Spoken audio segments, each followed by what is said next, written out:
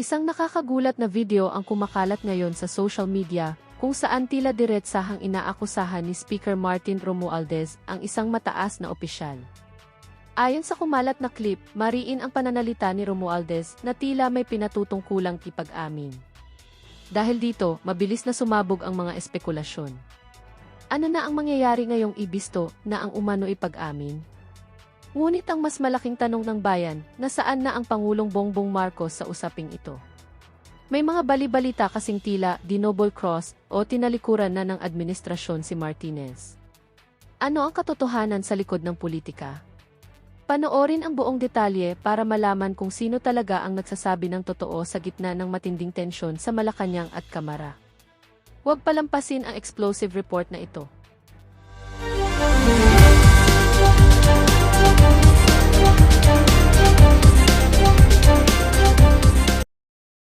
Hindi, nasanay kasi ako dito kay John Vic. Di ba, nung governor pa siya pagka ika nga merong nagdadala ng ayuda sa Cavite, di ba?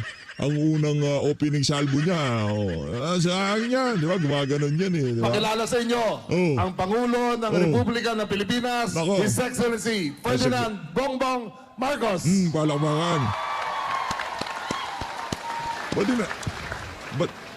Ba't dito mayo yung mga estudyante? Estudyante ba man? Mga benepisyaryo ng mga bigas na ipamimigay, grabe naman yung branding ng administrasyon. Akala mo naman sila yung namigay ng mga galing sa pera nila, yung mga, tawag dito, mga bigas na yan. Di ba? Galing sa pera na sa bayan ng Pilipino yan, dapat nakalagay dyan, hindi yung logo ni Marcos Jr. na bagong Pilipinas. Dapat ang nakalagay dyan, from Filipino people, di ba? Talagang Marcos Jr. na to. Okay. Pagka medyo hindi ho natin nagustuhan ng mga punto de vista ni Bangag dito, sisegwin na ho tayo kagad doon sa video ni Senator Rodante Marcoleta. Pakinggan ho muna, ito yung pinaka-latest public appearance, ito si Marcos Jr. ngayong mga panahon na to. Yeah. Maraming salamat sa ating buting sekretary ng DILG, Secretary. Teka, yung bang pagkakilala sa'yo dito, Governor Pogi, napunta rin sa sekretary. So, si Secretary Pogi. Sabi ko, nung nagkakampanya kami minsan, sabi ko, pambira, dito lang sa Cavite, yung governor, ang panlaban niya sa kampanya niya dahil Pogi daw siya. Totoo naman. Tanong ko sa mga babae. Mayor Ferrer, ang ating mga kongresista, Governor Remulla, at siyempre, ang mga beneficiary natin, lalong-lalo na ang mga barangay officials na nandito ngayon, barangay officials ng Gentry, at yung ating mga iba pang beneficiary, magiging presidential scholar. Magandang umaga po sa inyong lahat. Andito po kami dahil meron tayo inilulunsad na programa, dalawang klaseng programa. Yung isa po ang tinatawag na manggagaling sa LGSF. Ito po yung nakikita ninyo na bawat yung meron pa ibang karatula doon. Bawat bayan makikinabang. Yun po, ito po ang ibig sabihin. Ang LGSF po ay Local Government Support Fund. Ngunit sa nakakaraan, hindi po nagagamit ito masyado. At kung saan napupunta yung pondong yan. Kaya ako po ay laki ang tawag ko sa sarili ko, laking local government po ako dahil siyam na taon ako naging governor. Akala ko laki sa nakaw, pambira. Laki sa local government pala. Sorry, akala ko laki sa nakaw. Di ba? Tawag nila dati dyan kay Marcos Jr., laki sa nakaw eh. Laking local government pala. Ng Ilocos Norte, nakita ko po ang paano ang patakbo pagka sa mga provincial level, sa mga municipal level. Ang problema ho dito, baka nakita niya lang, hindi niya ho Ano ba nakita mo? Anong laking local government ka? Nakita mo kung paano magnakaw. Kaya yung ngayon, yan ang ginagawa mo. Hanggat sa barangay. Kaya po, sabi ko, siguro panahon na gamitin natin sa tama yung LGSF. Yan po ang pondo na nasa national government. Ang ginawa po namin ay lahat ng probinsya, lahat ng lungsod, lahat ng mga bayan ay kukuha po tayo dun sa pondong yan at ipinamimigay natin sa ating mga local government officials. Kasama doon sa programang yon, hindi lang po, siyempre yung pondo ibinababa natin sa local government officials, ngunit meron din kaming counting condition na kailangan kasama doon ang pagbigay ng mga 10 kilo na sako ng bigas sa mga lahat na nangangailangan. Yan pong listahan kung sino ang mabibigyan, sino ang matutulungan dito sa 10 kilo na sakong bigas ay kinukuha po namin sa ating mga local government officials, sa mga barangay official, sa mga Nako, nasasabid si Bangag. Pambihira. Huwag nyo kasi masyadong pagsalitain. Napapagod din naman yan. Kaya kayo. sa mga governor. Ano sabi ni Jaime Marcos? Di umano ha. Baka sabihin, galing sa akin. Hindi galing sa akin. Galing kay Jaime Marcos. Hindi umano, labas-masok daw sa hospital yun. Diba? Nagsasalita nyo nung matagal, baka biglang mapagod yan. Diba? Siyempre concerned tayo. Presidente natin yan eh. Mahirap na, baka may mangyaring masama dyan. Huwag masyadong pagurin.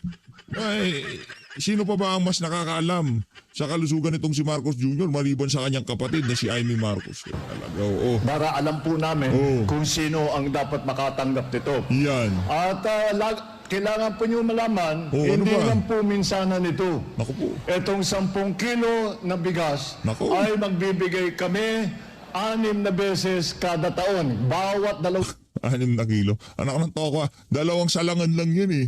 Magbibigay kayo 5 beses kada taon. Ano yun? 5 kilong bigas, 2 salangan lang yan. Sa isang medium size na pamilya, 'di ba? Lalo na yung mabibigat ang trabaho ng mga magulang. Maraming kinakain na kanin yan. 'Di ba? 5 kilong bigas silang 2 araw. Tapos magbibigay kayo 5 beses sa loob ng isang taon. Palakpakan natin. Yan ang, kung tawagin natin yung servisyo na yan, ay serbisyong Bangag. buwan, may 10 kilo ng bigas. Para naman matiyak natin. Naman matiyak natin ang food supply ng ating mga kababayan na nangangailangan ng tulong. Yan po ang gamit namin dito sa LGSF. At yung isa pang programa, yung nanggaling naman sa ibang pondo, Social Civic Program Fund, SCPF. Ito po ay ginamit naman namin para bigay sa mga barangay. At yung binibigay po natin, kagaya na napaliwanag, yung pong checking binigay ko sa ating... Aray mo. Base sa aking nakikita ha, ito, totally different topic na ho ito dito sa mga kabangagan ni Marcos Jr. Nag-scroll ho kasi tayo. Tinitingnan natin ang template. Ano to, kaya rin kayo dyan ha? Nag-mini trial pa kayo. Si Congressman Ege Erice, I will not attend. Nako, naloko na. Ito pa naman hinihintay ko magtanong tapos di ka mag-a-attend. Kung Ege naman, ano ba yan? Kasi pagka hindi nag-attend, automatic na ho yun, hindi kulang na boto na yan para sa impeachment. Marcos Jr., may kalalagyan ka next administration, walang yaka. May kalalagyan ka talaga. 2 bagay lang yan. Kusa kang pumunta ng Hawaii o makukulong ka sa Pilipinas. Ganun lang ho naman yung mga kababayan. Sino ba mastermind sa mga maanumalyang flood control project? Yan, mama na yan. Di ba? Yang mama na yan ang mastermind. Wala na hong iba pa. At ang ating ini-aim dito, kaya lang natin gusto maging presidente si BP Sara kasi wala ho siyang bagahe. Hindi ho siya hawak sa leeg ng mga oligarko. Kung sakaling maging presidente siya, anak na Petrang Garapata, sigurado. Yung mga magnanakaw na yan. Basta Marcos magnanakaw, tapos ang usapan ha. Kahit yung Jaime Marcos yan, lahat ho ng Marcos. Basta Marcos. Ano na yan, kumbaga sa pangalan nila, Marcos magnanakaw. Kasunod na ho yan ng apelido nila. Hindi ho talaga mapagkakatiwalaan kahit kailan. ABC at saka kay Mayor, yan po ay para sa bawat barangay, makapagbigay po tayo ng 200 piso. 200,000 piso. Ang 200,000 piso na yon, meron kaming hinihingi sa mga barangay official na kalahati nun, 100,000 piso doon sa barangay ay ibigay sa mga gagawing presidential scholar. Tigda 20,000 piso ang bigay sa bawat scholar, kaya't bawat barangay magkakaroon tayo ng 5 presidential scholar. Kaya po ito dahil napakahalaga po na meron tayong magandang training ng ating mga kabataan, na may maganda silang pinag-aralan at para pagkatapos ng pagkapanahon na kami, pagkalilipas din kami. Kaya pag kailangan nakaredy na kayo para pagsunod ninyo. Kayo magpapatakbo ng Pilipinas. Nako. Kaya we have to... Magpapatakbo o magnanakaw? Pambihira, wala ka namang pinatakbo eh. Pinatakbo mo lang yung mga unprogram appropriation. Pinatakbo mo yung pagbibenta ng ginto. Pinatakbo mo yung pagkuha ng pondo sa PhilHealth. Wala kang bansang pinatakbo, Brad. Meron kang bansang pinabaksak. Lang nga to, loloko pa tayo. Mga susunod daw magpapatakbo sa Pilipinas. Wala akong pinatakbo eh. Pinabagsak meron. Magkano palitan ng piso sa dolyar? 62? Magsi-63 na? Lang nga ka, pinapatakbo. Meron kang pinapabaksak ngayong mga panahon na to. To have good training, kailangan maganda ang inyong pag-aaral. Ang lagi kong nasabi ko doon sa ibang kasamahan ninyo sa labas, nag-orientation, ko sa kanila, gawin nyo ng mag-aaral kayo na mabuti. Study hard, talagang napakahalaga. Study hard. Sila nag-study hard. Ikaw, anong ginagawa mo? Ginagawa mo, snort hard, sing hot hard. Lang nga talaga to. Bago mo sabihin nag-study hard, dapat nag-work hard ka. Wala namang hard na nangyayari. Pambira talaga to. Ikaw dalang na lang kita ng content. Dalang ko lang panoorin mga video mo. Puro kabalbalan pa sinasabi mo. Edukasyon. Dahil, lagi kong sinasabi ito, dahil ito yung natutunan ko sa sarili kong buhay. Dahil kapag maganda ang naging edukasyon mo, nag-aral kayo ng mabuti, napakabigat na kayamanan yan na nasa sa inyo. Walang magda-drop out ha. Kung makasabi na magandang pinag-aralan, kala mo nakapagtapos. At kahit ano pang mangyari sa inyo, hindi na makukuha yan sa inyo. Hindi pwedeng agawin, hindi pwedeng nananakawin, hindi pwedeng kunin. Lahat ng ginamit niyang salita ay magkakasing kahulugan. Nakawin, agawin. Doon kasi siya magaling. Pambira, iba klase talaga itong Sa inyo presidente. yan. Yung edukasyon na yan. At yan ang tutulong sa inyo habang buhay na matutulong sa inyong mga sarili at sa inyong mga magiging pamilya at sa mga barabarangay ninyo, sa komunidad ninyo. Kaya nakakatuwa na makita dito sa Gentry at sa Cavite at sa lahat ng Pilipinas ay magagawan po natin ng paraan upang tumulong. Natapat pa po dito sa krisis natin na nangyari, yung oil crisis dahil sa gera nga sa gitnang silangan, ay nagtataasan yung presyo ng langis. Alam naman natin, pag tumaas ang presyo ng langis, sasabay yung ibang mga bilihin. Kaya mabuti na lang at meron na tayong programang ito. Hindi namin ginawa ito dahil sa krisis. Ginawa talaga lang namin ito. Swerte lang tayo. Mahal talaga ng Diyos ang Pilipinas dahil naisabay ang ating programa. Kaya po, meron din binulong sa atin si SILG John Vic, na bukod pa rito, meron tayong bubuksan na branch ng PGH na ilang beds ito? 200 beds. Meron tayong mag-groundbreaking daw kami. Itong Mayo na ito, isang PGH na ospital sa Carmona. Kaya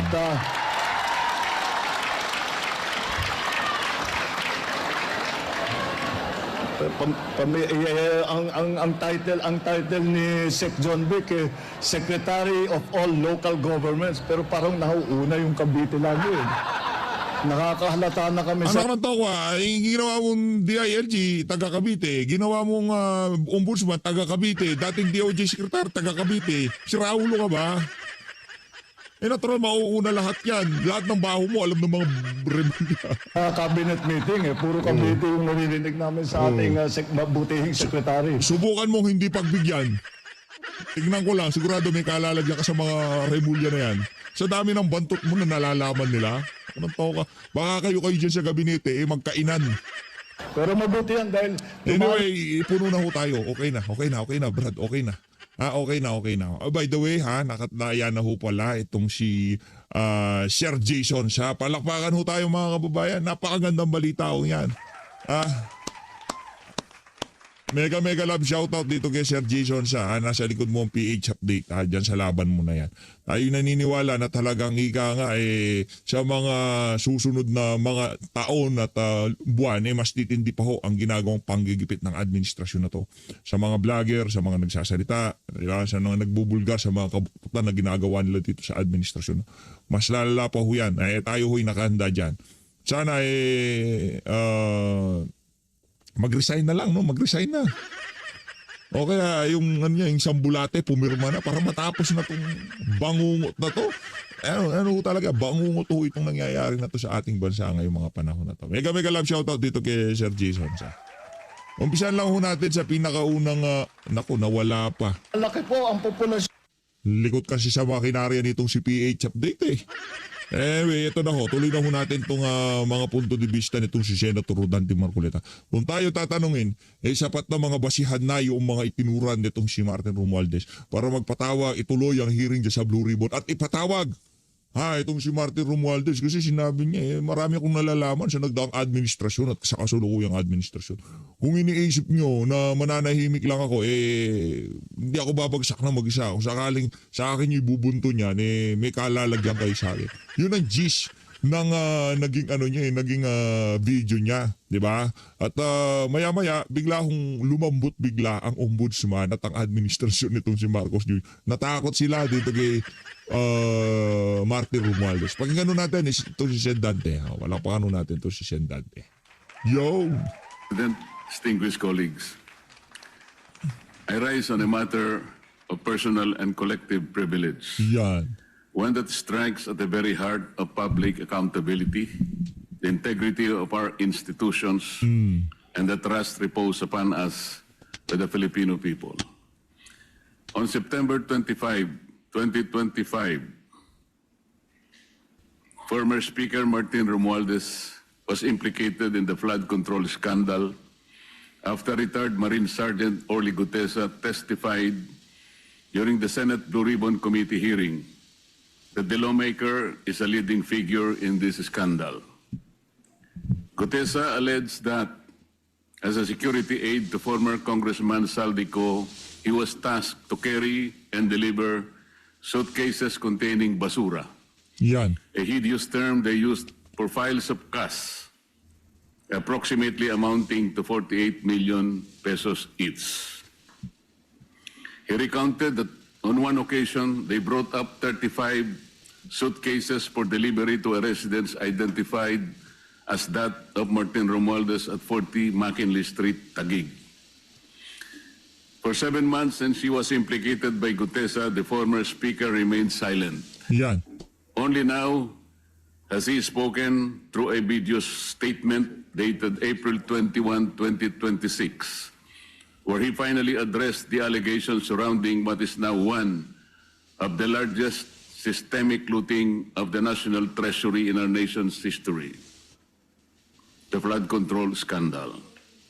Ngunit imbes na maliwanagan ang taong bayan, ang kanyang mga pahayag ay lalong nagbunga ng mas maraming tanong kaysa sagot, Ginoong Pangulo.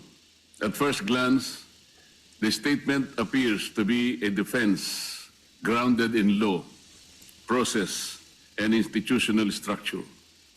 But upon closer examination, Mr. President, this is not a clarification but a calculated narrative.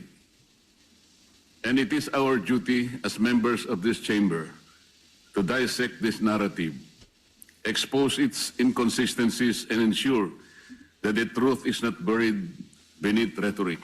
Yan. His justification for his prolonged silence, an alleged act of respect for the legal process.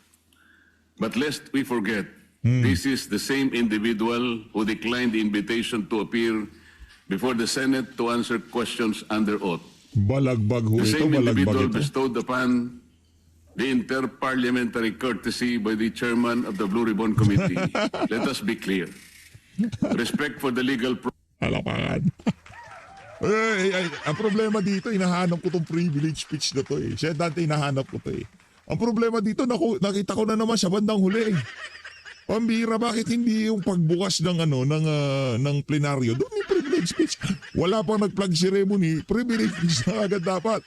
Pambira, nag-uwian yung mga staff nung shipping Lacson. Doon yung privilege speech. Dapat yung pinakauna yan eh. Process is not measured by selective participation. Yan. It is demonstrated through full and transparent cooperation, especially when public funds and national interest are at stake. Silence and inaction become complicity. He further claimed that he has cooperated with the Independent Commission for Infrastructure, or ICI, Yeah. submitting affidavits and documents. But this alleged cooperation was done behind closed doors, without public scrutiny and without any verifiable records accessible to the Filipino people. Until now, when he conveniently authorizes its release. Why only now? Why at a time when the narrative is tightening, when testimonies are emerging, and when key personalities are poised to re-enter the jurisdiction of our laws? Mr. President, timing is everything. And in this case, timing speaks volumes. Let us now address the core of his defense, the claim that he cannot be the mastermind because the budget process is collective, multi-layered, and shared across branches of the government. The former speaker asked, how can I be the mastermind? That the question itself is revealing. By contesting only the label of being the mastermind, he implicitly concedes that he was part of the very system he enabled, the corruption in flood control projects. He deliberately tried to downplay the role of leadership within that process. The issue then is no longer whether wrongdoing was committed, but the extent of his role in allowing it. Mr. President, Ito ang sinasabi ko sa inyo mga kababayan. Manginig ho kayo. Dito sa issue ng mga maanumalyang flood control scandal na to, hindi pa una talaga natin pag-uusapan to. Pag umabot tayo doon sa punto na talaga magkakabulat-latan na ho, ika nga ng kung sino nga bang may pananagutan, mastermind dito sa isa na to. Zaldico, Estela Kimbo, Gis Escudero, okay? Mig Zubiri, Grace po, lahat ho ng mga nabanggit ho nating pangalan na yan. Mark my word. Ilan lamang ho yan sa mga pangalan na magiging pagka nagsalita yung mga yan, talagang marami ho silang maisisiwalat kung ano nga ba ang nangyari diyan sa napakalaki na kawan na yan na nangyari sa kasaysayan ng Pilipinas. First time in history ho yan. Trilyon ang nangyari na kawan, mahigit 1 trilyon ha. Kasi hindi naman natin pwedeng sabihin na ito may project dito. So ibig sabihin yung lahat ng ilinlaan na pondo dyan sa mga proyekto na yan, wag natin isama to kasi nandyan naman yung proyekto na to. Nandyan nga. Yung problema natin dito, substandard naman. Hindi naman papakinabangan. Hindi porket nandyan yung flood control, nandyan yung riprap, nandyan yung tulay, nandyan yung kung ano-anong sinasabi nilang ginawa nila, hindi ibig sabihin, nandun na yung pera, doon itinapal ang pera. Hindi ho ganun gumagana yun. Hindi ho pwedeng ganun. Ilinagay dyan tapos isang bagyo lang dumaan, wasak kagad. Hindi pwede yun. Lahat ho ng infrastrukturang inimplement, itinuloy ng administrasyon na to, pinangunahan, kasama ho yan sa mga nangyaring nakawan sa 23, 24, 25. Malamang sa malamang, dito sa 2026 budget, meron pa ho yan. Hindi maaari kasi na hindi sila magnakaw eh. Diba Marcos eh. Pagka-apelido Marcos, magnanakaw yan. those of us who walk through the halls of Congress know this. Nothing moves in the House without the imprimatur of its leadership. The Speaker of the House is not a ceremonial figure. Is not a just passive participant. Is the central authority who controls the legislative agenda, influences committee outputs, and ultimately determines what reaches the plenary. To say that the Speaker is merely one voice among many is to paint a picture of the House that is devoid of reality. Mr. President, alam po nating lahat ang kalakaran sa Kongreso. Yan. Nasa kamay ng liderato ang kumpas na magpapasulong sa anumang inisyatibo. By asking how he can be the mastermind, the former Speaker hid behind the complexity of bureaucracy. He repeatedly and thoroughly discussed the entire budget process while also passing the blame to the executive in line with its oversight on implementation and in line with the principle of command responsibility. Yan. But, Mr. President, the records of previous congressional and Senate hearings can attest to the fact that corruption does exist within the entire budget process, from budget planning by the executive to budget deliberation by Congress to implementation by the agencies and down to the final scrutiny by the Commission on Audit. To be more specific, while the executive submits the budget proposal, the House leadership decides which amendments are made during the bicameral conference. This is where the real flood control happens. Not in the control of rivers, but in the diversion of funds. Sir, the Speaker's defense further falls apart the moment he passes the buck to the former Senate President, Chis Escudero. Senator Escudero led this chamber from May 2024 to September 2025, thereby overseeing the Senate budget deliberations for only the 2025 national budget. Romualdez, on the other hand, served as the House Speaker from July 2022 to September 2025, overseeing the full cycle of three national budgets, 2023, 2024, and 2025.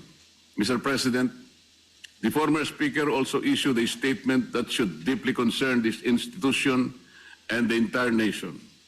He declared that he will not go alone and that he knows many things about the current and the past administrations. What does this mean? This is not only a tacit admission that he is part of the whole mess, but also his preparedness to drag all others involved with him. Para bang sinabi niya na kung babagsak man siya, Ginoong Pangulo, hindi siya papayag na siya lang ang mag-isa. Hihilahin din niya ang iba pababa kasama niya. Is this a veiled threat, Mr. President? Is this an admission of knowledge of broader wrongdoing? Or is this an attempt to leverage information as a shield against accountability? If he indeed has knowledge that could implicate others, then he has a duty, not a choice, to disclose it fully and immediately.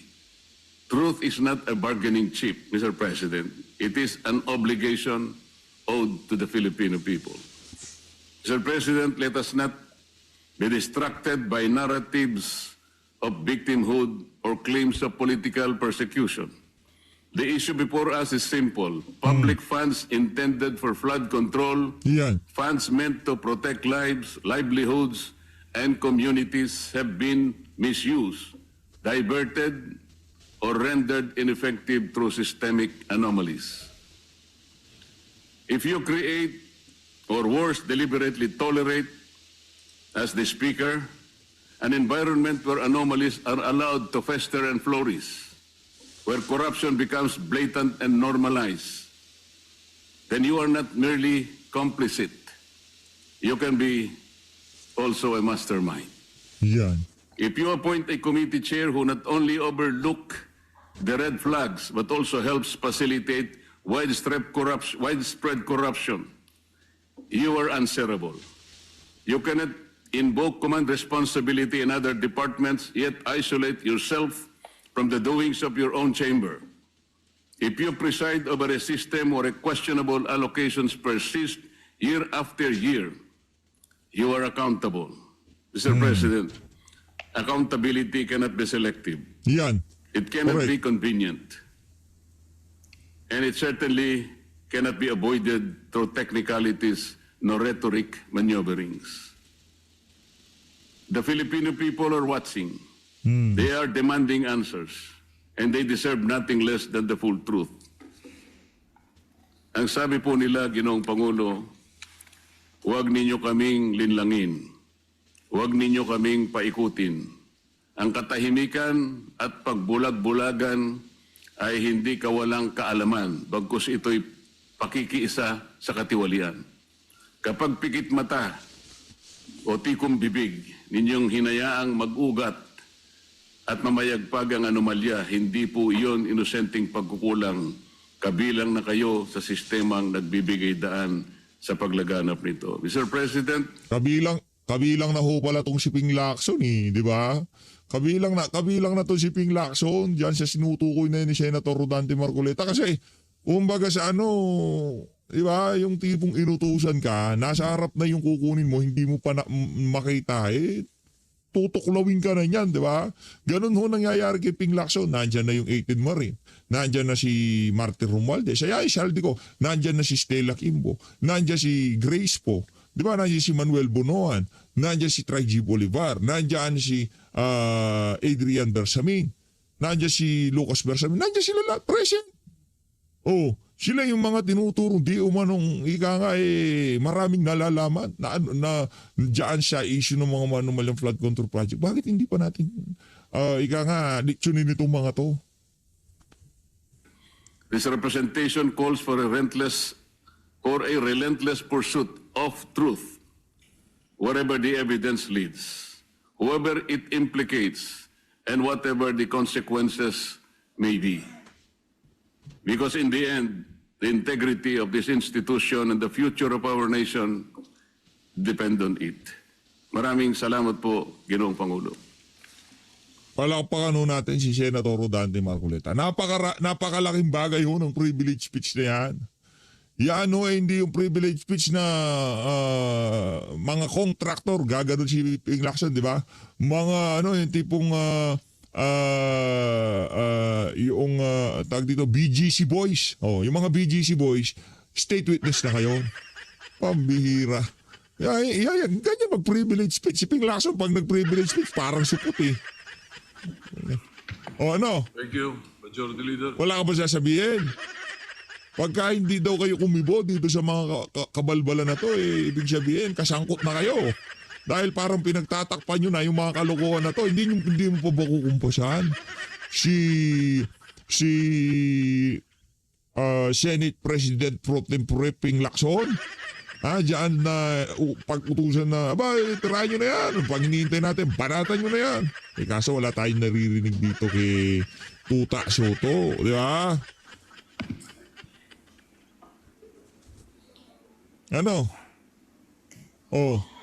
Wala mag-interculate?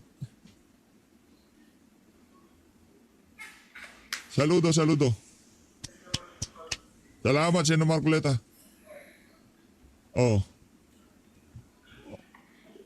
Hello? Yes, Yes, Majority